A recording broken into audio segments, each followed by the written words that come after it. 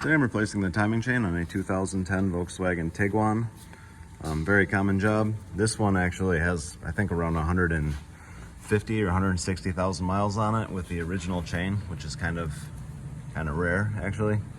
But usually they've already been replaced or updated by now and have caused running issues. But this one's still kind of hanging on. But the phase position is showing that it's really stretched. So of course I'm replacing it.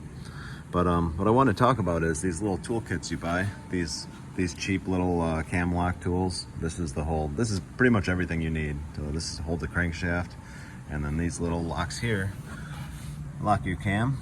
And I bought a couple different brands of these before. I bought some that were a little bit more expensive, and some cheap ones. Like this kit's a really cheap kit, and they both work fine. But one thing I've noticed with both of them is that if you have this cam lock tool in, this one right here on the exhaust cam, it's hard to get the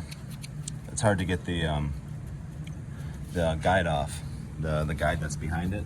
You pull that bolt and the guide that the tensioner actually acts against.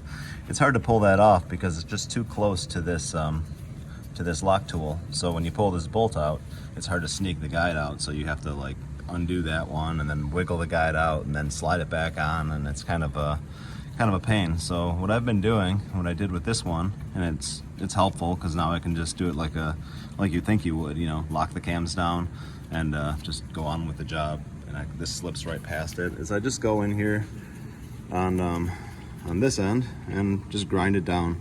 So I just took off as much material as I needed to. So when it's positioned like this bottom edge is ground down.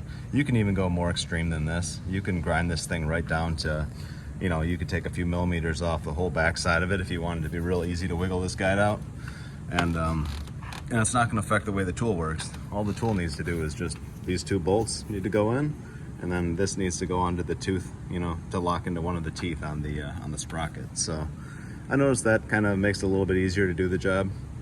Of course, I did it forever with the tool unmodified, but it was just kind of a little bit more of a fight. So if you're doing these all the time, depending on the brand, you'd probably buy some other brand that locks it down and you don't even need to do this, but it's just what I've seen.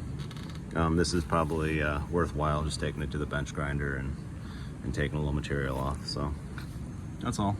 Thanks for watching.